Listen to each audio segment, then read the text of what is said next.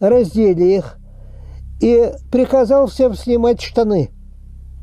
И стояло две таких шеренги, и насиловали этих двух же девочек по очереди.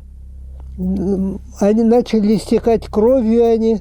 Вот. Потом он вынул, когда они потеряли сознание, вынул наган, подошел, выстрелил им в рот, застрелил этих двух девочек.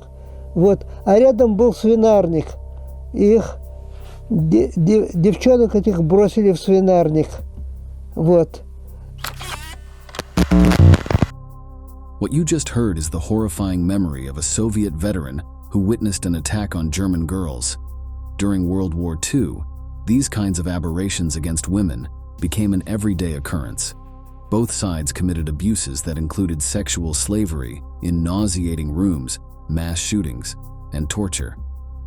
Sadly, many of these acts were promoted by the authorities. That is why, in this new installment of military history, we are going to tell you about the worst crimes suffered by the female population during the war. We anticipate that it will be a really hard installment and full of testimonies that will make your blood run cold, but that deserve to be told. If you were a woman in Europe in the 1940s, you were susceptible to sexual violence no matter which side you were on. That is why today we will learn stories told from both sides, with pain as a common point. The Third Reich was an empire of pain that sought to eliminate entire peoples from the face of the earth. Within the framework of torture and abuse, few groups were as affected as the women of the conquered nations. Although gender was not initially an important factor when it came to organizing the ghettos and detention centers, as the war progressed, female victims were exploited in especially cruel and aberrant ways. It all began in early October 1942 with the arrival of hundreds of female prisoners at the Majdanek concentration camp, located in the heart of Poland. On that same date, the first Frauen Konzentrationslager was created, a separate area for housing women with the aim of transforming them into slaves to the dark appetites of officers and commanders. My back was bleeding, my knees were scraped from crawling on the gravel. And we got to an open place, an open field which was enclosed with barbed wire. There were sentries all around us in watchtowers. We were in Majdanek. Upon arrival at Majdanek, each of the women was subjected to the selection and distribution process established by the Nazi authorities. At this stage, it was decided whether it was worth keeping them alive to perform special jobs or roles, or whether instead they were to be executed like animals. First, their clothes and personal belongings were removed. Then, their information was entered into the system to assign them a number, which would then become their new identity. Before going to their miserable quarters, they were humiliated in disinfection showers. The prisoners had to strip in front of the male SS staff, as well as in front of prisoners who helped with the running of the place. Later, we will tell you about the dark rewards that these prisoners received for cooperating with their captors. In her testimony, survivor Jadwiga Wegzeka recounted this traumatic process. One of the first things that struck us was that it was absolutely necessary for us to strip in front of all the staff. They were all men, most of them German. Resisting was our first reaction. We did not want to take off our clothes, but if we did not, they beat us and shouted at us. Already wearing their assigned clothes, they were escorted to the filthy barracks that would be their new home. Although this first encounter with the savage SS men was terrifying and disgusting, the prisoners did not know that it was only the beginning of a series of abuses and hardships that they would suffer within the camps. One of the darkest and most depraved secrets of Nazism is that, within concentration camps, such as Sachsenhausen, Dachau, and Auschwitz, prisoners of various ethnic origins were forced into prostitution. Within these establishments of terror, militarized brothels operated that had different objectives and rules, but in all cases, shared the same brutality and dehumanization of their victims. The first and most famous of all the brothels established within concentration camps was opened in Mauthausen in late 1942. It was a space for SS officers and other German employees to vent their sexual desires while humiliating female prisoners. 10 girls were chosen to serve between 300 and 500 men each. The calculation was based on the maximum stamina of the female body, with the calculation of her capability for a certain amount of time. If the chosen girl failed to meet the plan, she was sent back to the camp. The place was so successful that within a few months, similar centers were opened throughout the German camp network. In general, the brothels were built as barracks surrounded by barbed wire and large walls that kept the place isolated from the rest of the camp population. Inside, there were small individual rooms that were occupied by between 10 and 30 young and, within the possibilities offered by the context, healthy women. There they were controlled by a female supervisor who was called Aufseherin, and if you think that because she was a woman, she had an ounce of compassion for her fellow men, you are wrong. These guards were usually the most bloodthirsty and violent in the entire system of the Third Reich. The brothels operated only in the afternoon and were especially aimed at visits from SS officers. The main argument had to do with a sexual delirium on the part of Heinrich Himmler, who feared that the lack of relationships could generate contagious cases of homosexuality among the troops of the Third Reich. On the other hand, he believed that those subjects who already had homosexual tendencies could be corrected by being forced to be with a woman, a sort of conversion method. That is why ensuring a constant supply of slave prostitutes became a state policy. Some prisoners were rewarded with visits if they collaborated with special jobs or provided inside information to the authorities, but only if they were not of Jewish origin. The latter were strictly prohibited from any kind of recreational activity, and that included visits to Nazi brothels. SS soldiers had to write down their name in one of the free times that were on the place's calendar. Then, the officer chose from the photos of the available girls until he found the one that fulfilled his perverse fantasies. Finally, he paid 2 marks for a 15-minute meeting. The payment was to make the systematic violations that occurred there look like an exchange of money or a simple labor relationship between parties. Of course, the reality was much darker. Women could not refuse any of the encounters or ask for breaks. The situation of women, when compared with their conditions in times of peace, was horrific. Every day, each woman had to satisfy 8 men, each of whom was granted 15 minutes. Privacy was out of the question. All the rooms were provided with holes through which garrison soldiers had to monitor the entire process. Talking during the act was strictly forbidden. There are chilling stories that claim that, in addition to regular abuse and beatings, the most savage officers tattooed the words "country bitch" on the stomach of the victims, a mark of shame and humiliation that would accompany them for life in the miraculous event that they were able to survive this hell. Other women were forcibly sterilized or had abortions performed without any kind of sanitization of the instruments, which resulted in the loss of their reproductive capacities. Sexual encounters were multiple and violent, so women who were sent to the barracks were frequently replaced by substitutes due to severe cases of fatigue or even diseases acquired in the brothels. In the event of recovering from their ailments, they returned to the macabre rooms to await the visit of dozens of SS officers. If their condition did not improve, they were sent to the gas showers to end their lives as if they were an object that had exhausted its usefulness. While the Third Reich prided itself on protecting the morals and combating the savage behavior of other, supposedly inferior peoples, it simultaneously controlled a series of brothels where thousands of women were kept enslaved. Worse still, completely ignoring its racist and segregationist theories, women from communities considered inferior, such as the Balkans, the Gypsies, and even the Jews, were victims of the SS officers.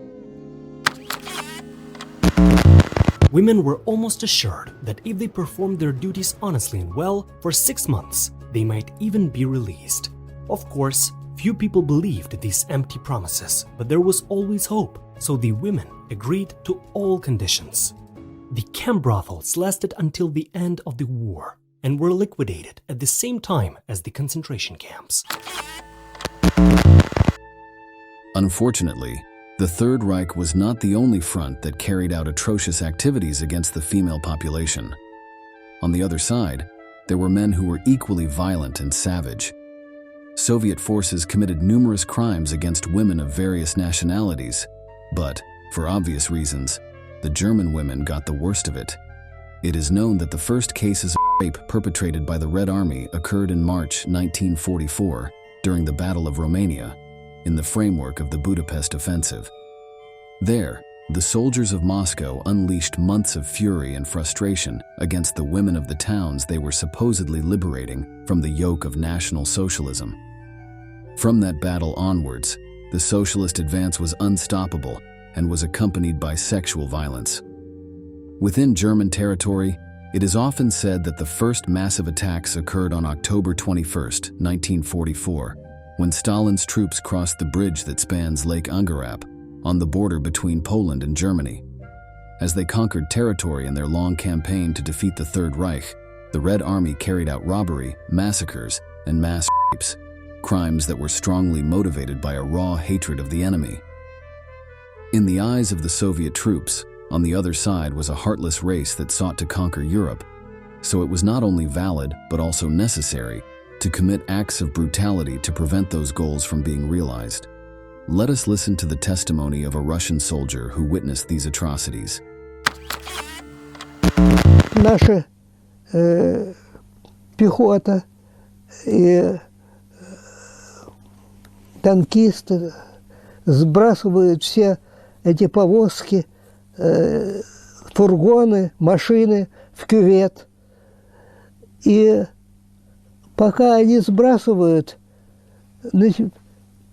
солдаты срываются со своих мест и начинают насиловать женщин, немок. И вот мой взвод собственный, все мои солдаты бросаются и насилуют немок. Sexual assaults against women were recorded in numerous documents that came to light several years after the war ended. Among the most important files is a letter from an anonymous Russian soldier who speaks with savage contempt towards the enemy. "We are taking revenge for everything, and our revenge is just. Fire for fire, blood for blood, death for death." With this mindset, it becomes clearer how they were able to commit atrocities that go against all legislation on practices permitted in times of war. Although many experts directly relate the barbaric sexual conduct of the Red Army to this fierce hatred against the Germans, there are several factors that were at play when committing these crimes.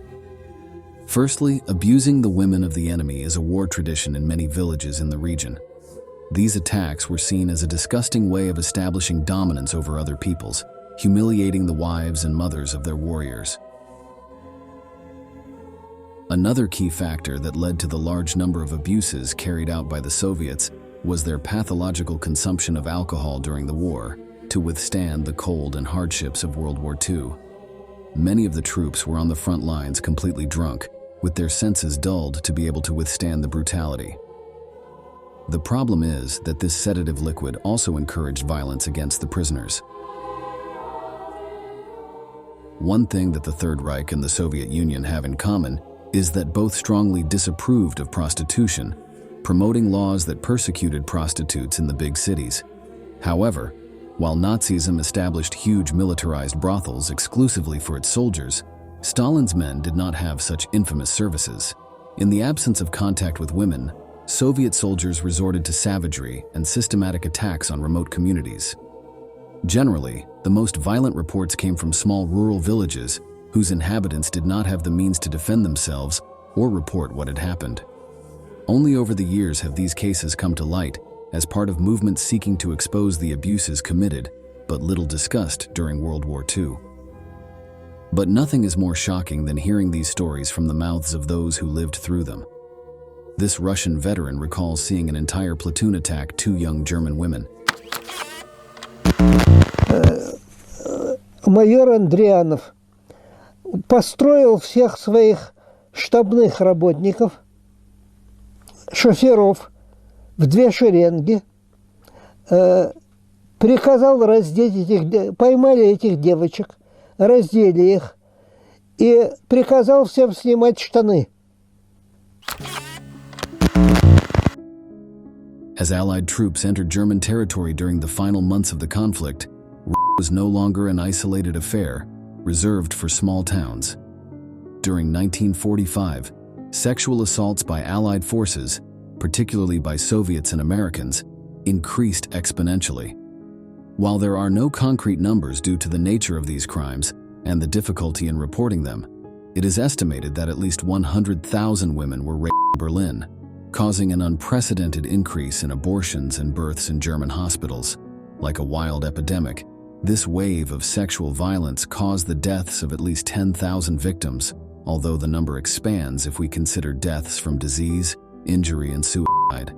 Some historians claim that throughout Germany, 240,000 deaths occurred directly or indirectly related to Allied aggression. The hardest part is that German women in the major cities of the Reich were not only victims of the soldiers occupying the territory, but their rapists were now the law. Imagine finding yourself in that terrifying position. The person who has just abused you is also the ruler of your community, dictating the new law that will govern from that moment on. This is why it is known that many young women were raped up to 50 times by different perpetrators, which makes the capture of Nazi Germany one of the largest epidemics of sexual violence in modern history. According to historian Antony Beevor, whose books were banned in Russia in 2015, there are documents that prove that the Soviet authorities were aware of what was happening to their troops.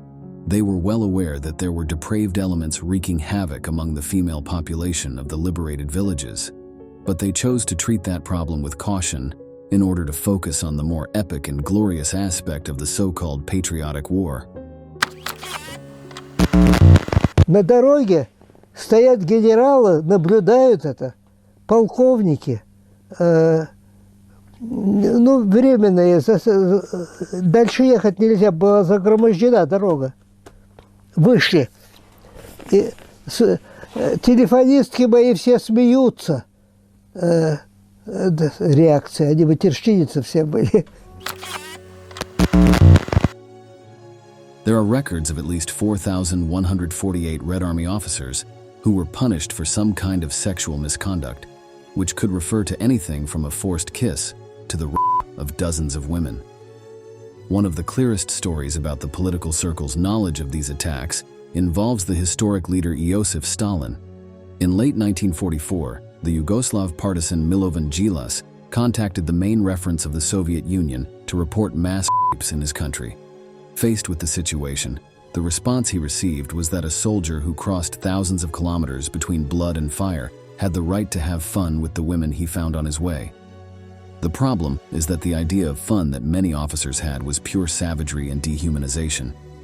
Usually, when we talk about looting, massacres, and rape, the accounts of the Second World War focus on the activities of the Allied front that took revenge on the Third Reich in the form of attacks on civilians. However, the Nazis also took it upon themselves to spread their brutality beyond the limits of the concentration camps, especially against female soldiers operating in the ranks of the Red Army. A mixture of racial hatred, military strategy, and misogyny. Before continuing with the torments suffered by female troops, it is important to highlight the substantial differences that existed between Soviet and German troops. Within the doctrine of the Third Reich, women had no place as soldiers. Their work was limited to guard duties, surveillance, and bureaucratic roles. In contrast, for the force commanded by Stalin, women could occupy all kinds of military positions, whether as mechanics, snipers, tankers, and so on. That is why nearly 1 million Russian women actively participated in combat. Taking this into account, it is clear that the reaction of the German officers to this was first one of surprise, and then of profound contempt. In the lens of an enemy that could barely comprehend women in uniform, the Russian women soldiers were probably the most vulnerable of POWs, ordered to be shot dead upon capture. When the Third Reich invaded Russia on June 22, 1941, it managed to occupy large areas of territory in a very short time. This was reflected in an impressive number of prisoners, many of whom were female soldiers. It was a phenomenon that had not been encountered in Norway, France, and Poland.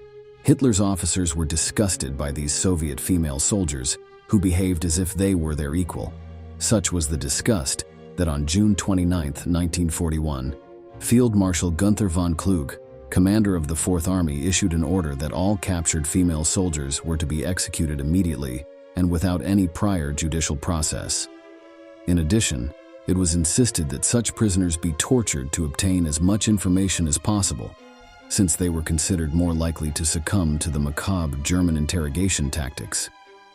Beatings, starvation, and sexual assault were part of the repertoire of Hitler's men.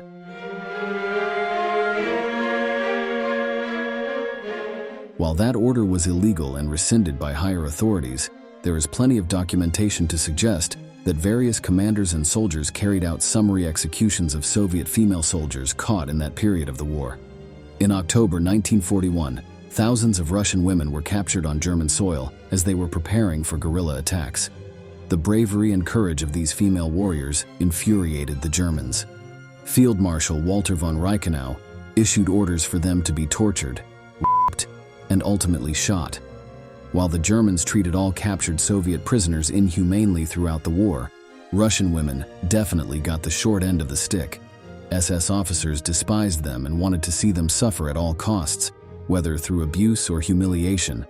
Even those who were not executed immediately were sent to concentration camps with explicit orders to be placed in the infamous brothels we talked about at the beginning of the video. Once again, sexual violence was used as a method to subjugate the enemy and humiliate these young and fierce soldiers in Stalin's service. The cruel methods used by the Reich became known among the ranks of the Red Army. So, faced with the possibility of falling into enemy hands, many female warriors in Moscow chose to commit suicide rather than face a long and painful torment.